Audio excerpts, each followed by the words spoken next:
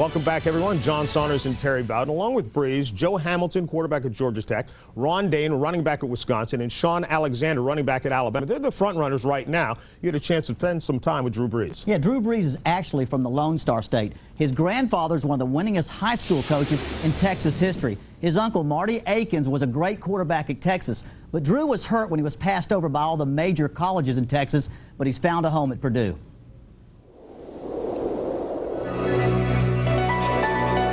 It's autumn in Indiana, a time when football's capricious winds of fortune swirl. The right time for a kid nicknamed Cool Breeze, who has swept through West Lafayette posting blustery numbers, which has ignited talk of his winning Purdue's first ever Heisman Trophy.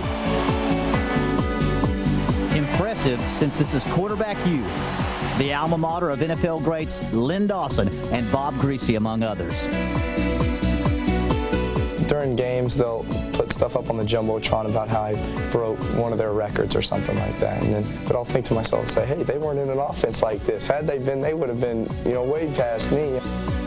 Sound different? Well, Drew Brees is anything but typical.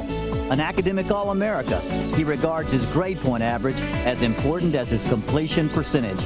And every week, he partakes in a reading program for local school children.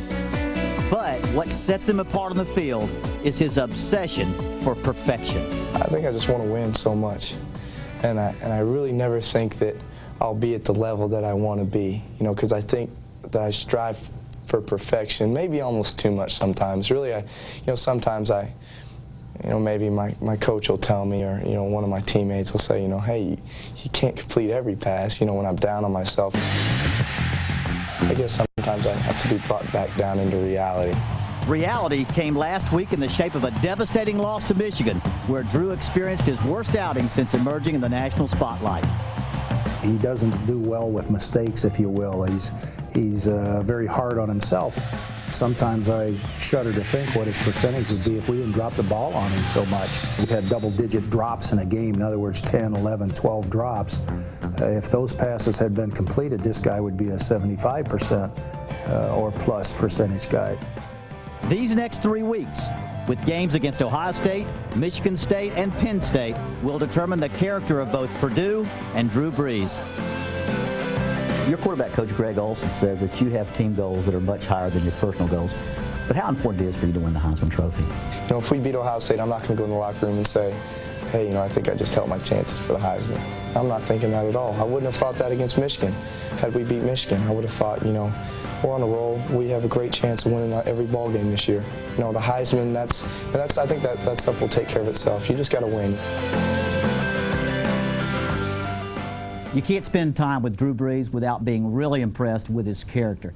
John, I don't know about you, but I want my Heisman Trophy winners to be guys that play good on the field and off the field. Yeah, but I want my Heisman Trophy winners to beat the Michigans, the Ohio States, and the Penn State. It's going to be tough for Drew Brees. Drew Brees won't get through October, and he won't win the Heisman Trophy this year. However, Joe Hamilton is the guy who I now think is the front runner. He's played great all year, chance that he won't lose another game, and the only game he lost to Florida State, he was simply terrific. No, Ron Dane is going to win the rushing title, and he's going to win the Heisman. All right, we'll find out just how wrong you are. But